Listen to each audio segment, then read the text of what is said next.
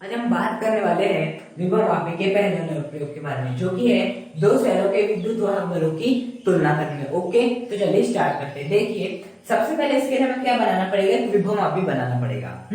तो देखिए, विभव मापी क्या होता है, एक 10 मीटर लंबा तार होता है, जो कि लकड़ी के टुकड़े के ऊपर व्यवस्थित रहता है। ओके, अब मैं क्या करता हूँ, वो जो 10 मीटर लंबा जो तार है उसे मैं मान लेता हूँ कि वो ए से स्टार्ट होकर बी तक खत्म हो गया है। ये हो गया आपका तार। ये क्या आपका विभव मापी का 10 मीटर लंबा तार है। कितना मीटर लंबा तार है, 10 मीटर लंबा तार है। हालांकि यह एक एक मीटर के तार के रूप में 10 भागों में विभक्त रहता है, लेकिन इस अनुप्रयोग को आप आसानी से समझ सके इसलिए मैं मान लेता हूँ कि ए से बी तक एक आपका 10 मीटर लंबा एक तार है। अब क्या करते हैं हम, इससे सबसे पहले प्राथमिक परिपथ जोड़ते हैं, उसके बाद द्वितीयक परिपथ जोड़ते हैं। तो देखिए, प्राथमिक परिपथ में क्या होता है आपका, प्राथमिक परिपथ में सबसे पहले तो आपकी क्या होती है, प्राथमिक बैटरी होती है इस प्रकार से।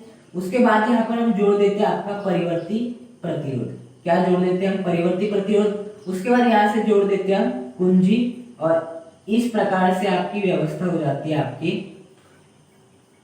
प्राथमिक परिपथ की, और इसे जोड़ देते हैं हम आपका बिंदु ए से, इस प्रकार से। ओके, ये होता है आपका पॉजिटिव टर्मिनल, ये होता है आपका नेगेटिव टर्मिनल। तो ये होता है आपका प्राथमिक परिपथ, जिसमें ये जो है आपकी वो क्या है, आपकी प्राथमिक बैटरी। क्या आपकी प्राथमिक बैटरी है। अब प्राथमिक बैटरी क्या होती है, जिसका हम एक बार उपयोग करने के पश्चात पुनः उपयोग में नहीं ला सकते, वो होती है प्राथमिक बैटरी। तो प्राथमिक बैटरी, परिवर्ती प्रतिरोध और कुंजी, ये है आपका प्राथमिक परिपथ। अब इसी प्राथमिक परिपथ का उपयोग जब हम सेकंड अनुप्रयोग करेंगे किसी सेल का आंतरिक प्रतिरोध ज्ञात करने में, तो ऐसी व्यवस्था करेंगे। इसलिए मैंने कहा कि प्राथमिक परिपथ एक बार बन गया तो बन गया, उसमें व्यवस्था को नहीं परिवर्तित कर सकते। ओके, लेकिन अब बात आती है द्वितीयक परिपथ। द्वितीयक परिपथ को हम अपने यूज के अकॉर्डिंग काम में लाते हैं। जैसे कि हम द्वितीय परिपथ बनाने जा रहे हैं। ये हो गया आपका पहला सेल, जिसका मुझे विद्युत वाहक बल की तुलना करनी है। ये हो गया आपका दूसरा सेल। अब एक बात ध्यान रखना किसमें, विभव मापी में, कि इसमें जितने भी सेल जोड़ेंगे उन सभी सेलों का, ये बैटरी का जो धनात्मक सिरा है वो बिंदु ए से जुड़ा रहेगा। धनात्मक सिरा बिंदु ए से जुड़ा रहेगा, धनात्मक सिरा बिंदु ए से जुड़ा रहेगा। तो इसका भी जो धनात्मक सिरा है वो किससे जुड़ जाएगा, बिंदु ए से, और इसका भी जो धनात्मक सिरा है वो किससे जुड़ जाएगा, बिंदु ए से जुड़ जाएगा। ओके, ये होता है पॉजिटिव टर्मिनल और ये होता है आपका नेगेटिव टर्मिनल। उसके बाद क्या करना है, इनका जो नेगेटिव सिरा है आपको किससे जोड़ देना है, आपकी द्विसर्पी कुंजी से। किससे जोड़ देना है, द्विसर्पी कुंजी से जोड़ देना है। ओके, द्विसर्पी कुंजी कुछ इस प्रकार से रहती है आपकी। देखिए, यहाँ पर एक वो रहता है, यहाँ पर और एक रहता है, और बीच में यहाँ रहता है। ओके, और ये जो बीच वाला जो पॉइंट है इससे हम क्या जोड़ देते हैं, गैल्वेनोमीटर जोड़ देते हैं, जो कि क्या बताता है, धारा प्रवाह की दिशा बताता है। उसके बाद इस गैल्वेनोमीटर से क्या जोड़ देते हैं, हम एक जॉकी जोड़ देते हैं। क्या जोड़ देते हैं, जॉकी जोड़ देते हैं। इस प्रकार से हम आपकी जॉकी जोड़ देते हैं। ओके, ये हो गई आपकी जॉकी। तो ये होता है आपका द्वितीयक परिपथ। क्या होता है आपका द्वितीयक परिपथ, और ये होता है प्राथमिक परिपथ। द्वितीयक परिपथ, हम विद्युत वाहक बलों की तुलना करें तो द्वितीयक परिपथ इस प्रकार से बना रहे हैं। जब हम आंतरिक प्रतिरोध का मान ज्ञात करेंगे तो द्वितीयक परिपथ कुछ और प्रकार से बनाएंगे। तो द्वितीयक परिपथ अपने यूज के अकॉर्डिंग हम अलग अलग बना सकते हैं, लेकिन जो का प्राथमिक परिपथ रहता है वो हमेशा सेम ही रहेगा, चाहे विद्युत वाहक बलों की तुलना करें या आंतरिक प्रतिरोध का मान ज्ञात करें। ओके, अब देखिए हम क्या करते हैं, अपनी प्रोसेस को स्टार्ट करते हैं। प्राथमिक परिपथ व्यवस्थित कर दिया, द्वितीयक परिपथ व्यवस्थित कर दिया। अब यहां से जब तक धारा प्रवाहित नहीं होगी तब तक कि मैं यहाँ क्या ना करूं, कुंजी को स्टार्ट ना करूं। तो मैंने कुंजी को क्या कर दिया, स्टार्ट कर दिया। तो कुंजी बंद हो गई तो क्या होगा, धारा का प्रवाह होगा।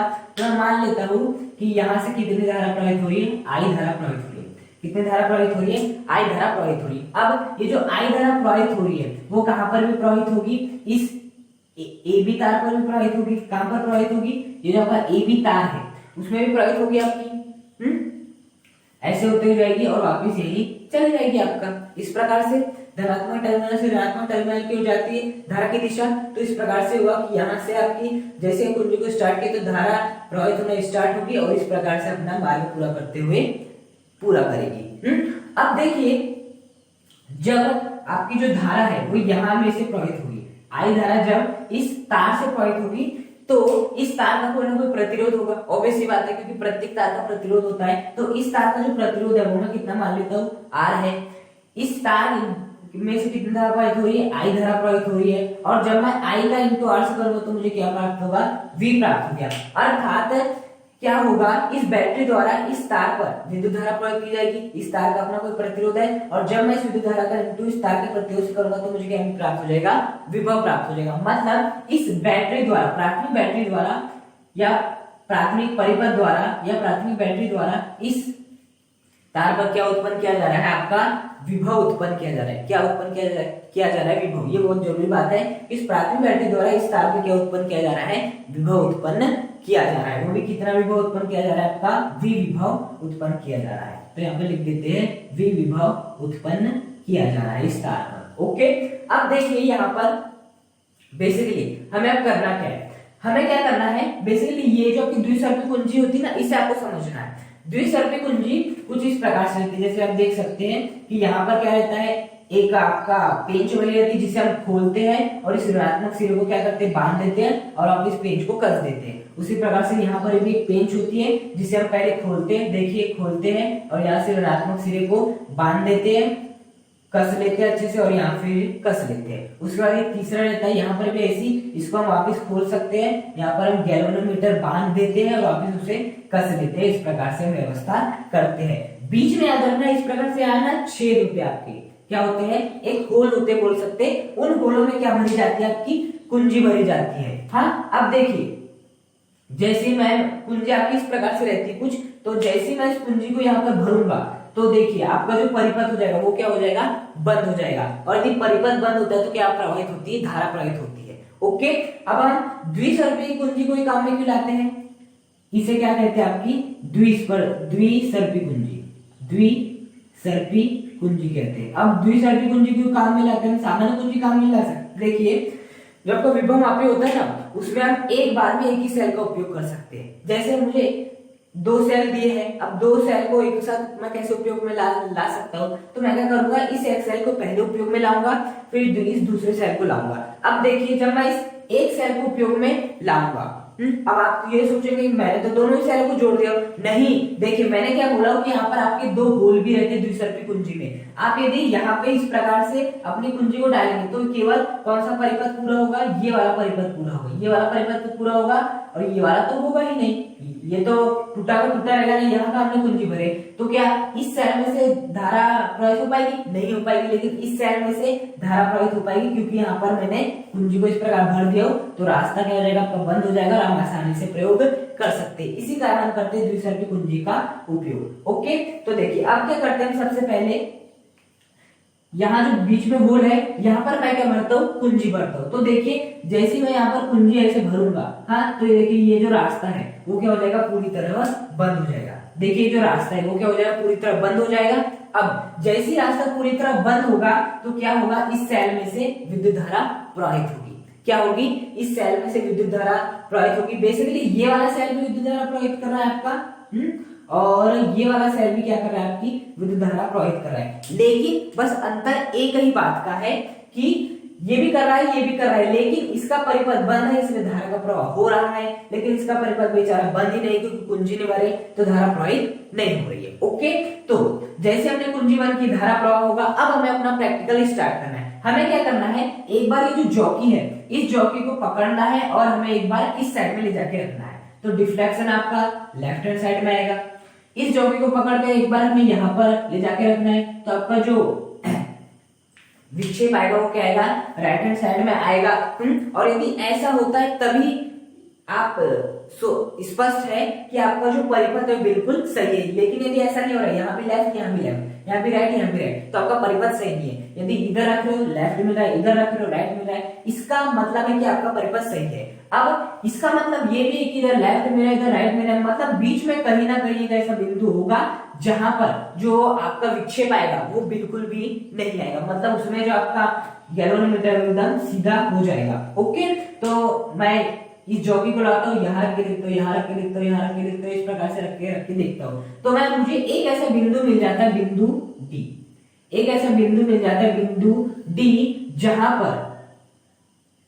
पर जो है आपके गैल्वेनोमीटर कोई भी विक्षेप नहीं दिखा रहा है। हाँ, तो मैं उस बिंदु को क्या नाम दे देता हूँ, तो मैं उस बिंदु को नाम देता हूँ बिंदु डी। बिंदु डी एक ऐसा बिंदु है जिस पर गैल्वेनोमीटर अपना कोई भी विक्षेप नहीं दिखा रहा है, अर्थात आई का जो मान है वो कितना है आपका 0 है, मतलब कि जो प्रवाहित होने वाली धारा है वो कितनी है 0 है। ओके, मैं मान लेता हूँ कि यहां से यहां तक की जो लंबाई है वो कितनी आपकी L1 है, यहां से बिंदु डी तक की जो लंबाई है वो कितनी है L1 है, मतलब कि L1 तार की लंबाई तक जाके जब मैंने आपकी जॉकी को रखा तो क्या हुआ कि जो विक्षेप है वो नहीं दिखा रहा था, अविक्षेप की स्थिति प्राप्त हो रही थी, और जो आई का मान था वो क्या था आपका 0 था। हाँ, तो जिस भी लंबाई में आई का मान 0 मिलता है उस लंबाई को क्या कहते हैं, संतुलनकारी लंबाई कहते हैं।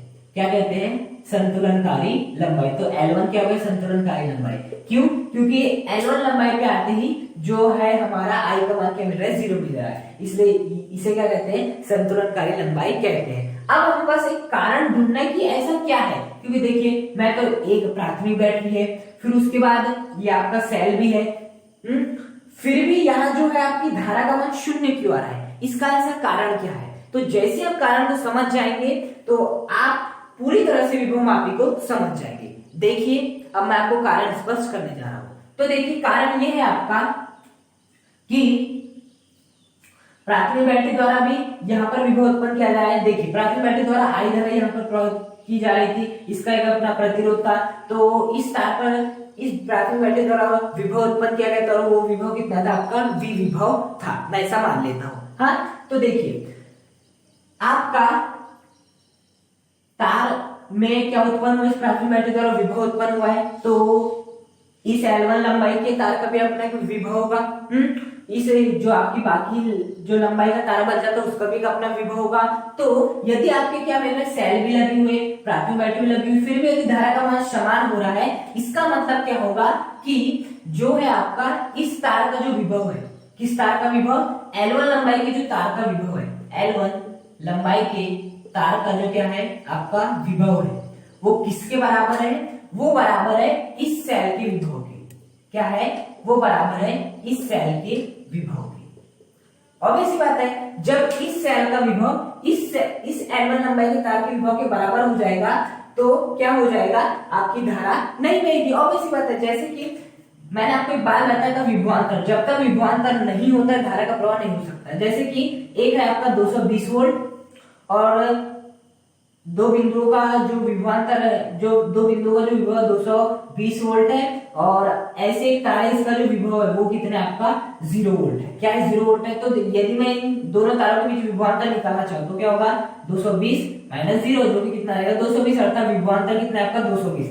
मतलब कि इन दोनों तारों में से यदि मैं कनेक्ट कर दूं तो क्या प्रवाहित होगी, धारा का प्रवाह होगा। लेकिन यदि यही तार कितने का हो जाता, 220 वोल्ट का हो जाता, तो देखिए विभवांतर कितना आता है, 220 माइनस 220 कितना हो जाता है 0। तो देखिए आपका जो विभवांतर निकला वो कितना निकला है 0 वोल्ट। और याद रखना यदि विभवांतर 0 होता है तो आपकी धारा का प्रवाह नहीं होता है। धारा के प्रवाह के लिए आवश्यक है कि विभवांतर हो। इसलिए देखना घरों में ऐसा बोला जाता है कि आपके जो घर में जितने भी आपके उपकरण लगे रहते हैं, तार लगी रहती है, बेसिकली वो 220 वोल्ट पे लगी रहती है। अब हम क्या कहते हैं कि जब तक न्यूट्रल नहीं मिलेगा, क्या नहीं मिलेगा, न्यूट्रल नहीं मिलता, तब तक धारा का प्रवाह नहीं होता या कोई भी उपकरण अपना काम करना स्टार्ट नहीं करता। मतलब न्यूट्रल मिलना चाहिए। जब तक आपका न्यूट्रल नहीं मिलता तो आपका धारा का प्रवाह नहीं होता है। हाँ, तो न्यूट्रल का अर्थ होता है 0 वोल्ट। क्या होता है, 0 वोल्ट। जब तक न्यूट्रल नहीं मिलेगा तब तक धारा का प्रवाह हो ही नहीं सकता। क्यों, क्योंकि फिर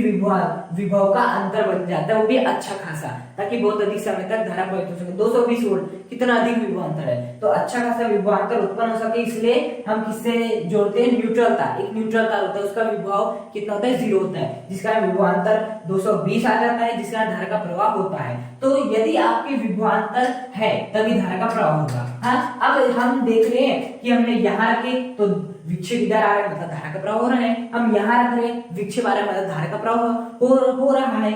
लेकिन यहाँ पर लाते हैं, देख रहे धारा का प्रवाह नहीं हो रहा है, मतलब इतनी लंबाई का जो तार का जो विभव होगा वो इस सेल के विभव के बराबर हो गया। अब देखिए मैं एक बात करता हूँ सेल का विभव। सेल का विभव क्या होगा, देखिए सेल का जो विभव होता है वो आपके दो प्रकार के होते हैं। एक होता है आपका विद्युत वाहक बल, क्या होता है, विद्युत वाहक बल, और दूसरा होता है आपका बेसिकली टर्मिनल वोल्टता। दो प्रकार के होते हैं, एक विद्युत वाहक बल और एक होता है टर्मिनल वोल्टता।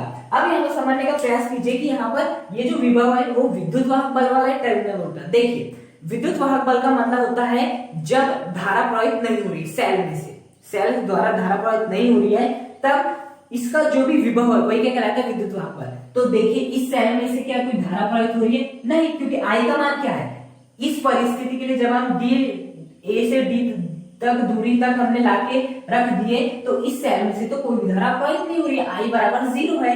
तब इस स्थिति में इस सेल का जो भी विभव होगा वो क्या कहलाएगा, आपका विद्युत वाहक बल E कहलाएगा। और इस सेल का जो विद्युत वाहक बल E है उसे मैं E1 मान लेता हूँ, इसका विद्युत वाहक बल कितना मान लेता हूँ, E2 मान लेता हूँ। तो इस सेल का जो भी विभव होगा वो क्या होगा, E1 होगा। क्यों, हमेशा याद रखिए विद्युत वाहक बल जब धारा प्रवाहित नहीं हो रही है तब हम किसका उपयोग करते हैं, विद्युत वाहक बल, लेकिन धारा प्रवाहित हो रही है तो टर्मिनल वोल्टता। तो यहाँ पर देखिए क्या आपके सेल में से कोई धारा प्रवाहित हो रही है, नहीं हो रही है, तब यहाँ तो हम विद्युत वाहक बल की बात करेंगे, क्योंकि आपका सेल अभी काम में नहीं आ रहा। जब भी सेल काम में नहीं आता तो हम किसका उपयोग करते हैं, दोनों की स्थिति में हम विद्युत वाहक बल की गणना करते हैं। अब देखिए बात आती है, ये तो हमने देख ली कि सेल का विभव क्या आएगा, E1 आएगा। अब बात आती है L1 लंबाई की तार का विभव क्या होगा। देखिए एक टर्म होती है आपकी विभव प्रवणता। क्या होती है, विभव प्रवणता। और विभव प्रवणता का मतलब क्या होता है, एकांक लंबाई में उपस्थित विभव या एकांक लंबाई में विभव, और इससे हम किससे प्रदर्शित करते हैं, फाई से कहते हैं। मतलब जो आपका फाई हो गया, बेसिकली जो आपका फाई हो गया जिसे हम विभव प्रवणता भी कहते हैं, तो फाई क्या है, एकांक लंबाई में विभव। तो बताओ यदि एकांक लंबाई में विभव यदि मालूम हो तो यदि मुझे L1 लंबाई का विभव निकालना हुआ तो वो कितना हो जाएगा, L1 into 5 हो जाएगा। अब ऐसी बात है यदि मुझे एकांक लंबाई में विभव मालूम है जो कि है 5, तो यदि मुझे L1 लंबाई की तार का विभव चाहिए होगा तो L1 into 5। कैसे, जैसे कि एक पेन की कीमत यदि कितनी है, 5 रुपए, कितनी 5 रुपए है, तो चाहे जितने पेन की कीमत निकालना चाहो, 2 पेन की निकालना चाहो तो क्या करोगे, 5 into 2। यदि 3 पेन की निकालना तो 5 into 3। यदि 10 पेन की निकालना है तो 5 into 10। मतलब कि यदि मुझे एक पेन की कीमत मालूम है तो चाहे मैं जितने पेन की कीमत निकाल सकता हूँ बस उससे गुणा करके। तो मुझे एकांक लंबाई में विभव मालूम था जो कि 5 होता है, तो यदि मुझे L1 लंबाई का विभव निकालना था तो क्या हो जाएगा, L1 into 5 हो जाएगा। तो इस प्रकार से जो आपके E1 का जो मान आया वो कितना आया, L1 into 5 आया। ओके, इस प्रकार से हमने व्यवस्था कर दी। अब क्या होता है, ये कर लिया हमने, E1 का मान निकाल लिए। अब क्या करेंगे, ये जो कुंजी थी, यहाँ जो आपका होल था उस होल में हमने कुंजी भरे थे, अब हम उस होल से कुंजी को निकाल लेंगे और उस कुंजी को कहाँ व्यवस्थित करेंगे, इन दोनों होलों के बीच में व्यवस्थित कर देंगे। मतलब कि यहाँ पर हम क्या करेंगे, आपका कुंजी को भर देंगे। तो जैसे मैं कुंजी को भर दूंगा तो ये जो परिपथ है वो क्या हो जाएगा, बंद हो जाएगा। मतलब फिर से यहाँ से भी धारा प्रवाहित होगी, यहाँ से भी धारा प्रवाहित होगी, लेकिन एक्शन में कौन आएगा, केवल ये वाला, क्योंकि ये वाला परिपथ क्या है, अभी खुला हुआ है। और यदि परिपथ खुला रहता है तो धारा का प्रवाह नहीं होता है, लेकिन ये वाला परिपथ बंद है इसलिए यहाँ से क्या होगा, धारा का प्रवाह होगा। फिर से वही हम क्या करेंगे, जॉकी को इधर रख के देखेंगे, आपका विक्षेप इधर आएगा, हम जॉकी को इधर रखेंगे, आपका विक्षेप इस साइड में आएगा। मतलब बीच में कहीं ना कहीं ऐसा बिंदु है जहां पर आपका विक्षेप शून्य आएगा, अर्थात विक्षेप आएगा ही नहीं। तो हम ऐसे रखते जाते हैं और हमें इस दूसरे सेल के संदर्भ में जो हमें बिंदु प्राप्त होता है वो प्राप्त होता है बिंदु ई। क्या प्राप्त होता है, बिंदु ई। और बिंदु ई वह बिंदु है जहां पर जो आपका गैल्वेनोमीटर कोई भी विक्षेप नहीं दिखा रहा है, वो सीधा हो गया है। मतलब कि यहाँ पर जो धारा का मान है वो कितना है, आपका 0 है। मैं मान लेता हूं कि इस बिंदु ए से बिंदु ई तक की जो दूरी है वो कितनी है, L2 है। मतलब यहाँ पर क्या हो गया है कि इस सेल का जैसे बंद परिपथ की हमने जॉकी को रख के देखे तो बिंदु एक ऐसा बिंदु मिला जो कि कितनी दूरी पे है, L2 दूरी पे बिंदु ए से, जहां पर विक्षेप आपका गैल्वेनोमीटर दिखाई नहीं रहा है। मतलब कि जो धारा का मान है वो कितना है, 0 है। अब बताओ, हमने सेल भी जोड़े, प्राथमिक बैटरी भी, फिर भी आपके आई का मान 0 क्यों है, वो 0 इसलिए है क्योंकि यदि हम बात करें जो आपका सेल का विभव है, क्या आपका सेल विभव है, ये हो गया पहले सेल का विभव, ये हो गया दूसरे सेल का विभव। मतलब जो दूसरे सेल का विभव है वो L2 लंबाई के तार के विभव के बराबर है। किसके बराबर है, L2 लंबाई के तार के विभव के बराबर। मतलब यहाँ का जो विभव है वो L2 लंबाई के तार के विभव के बराबर है। अब देखिए, क्या इसका कारण जानते हैं क्यों है, क्योंकि जब तक विभवांतर नहीं होगा तब तक धारा का प्रवाह नहीं होगा, है ना।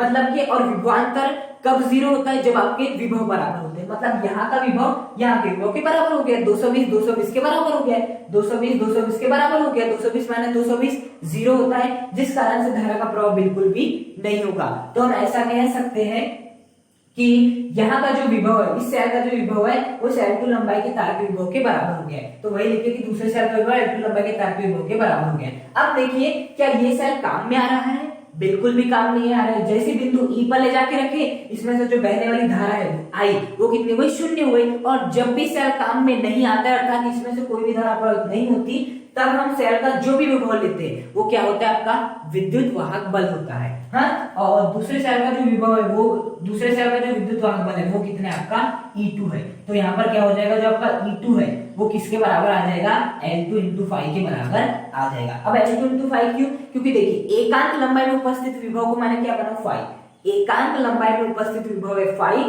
तो यदि मैं इस L2 लंबाई के विभव को ज्ञात करना चाहो तो मुझे क्या करना पड़ेगा, इस 5 का इंटू L2 में करना पड़ेगा। जैसे कि एक पेन की कीमत यदि 5 रुपए है, तो आपके चाहे 7 पेन की कीमत निकालो तो बस 5 इंटू 7 कर दो, 8 की निकालना हो तो 5 इंटू 8 कर दो, 9 की निकालना है तो 5 इंटू 9 कर दो।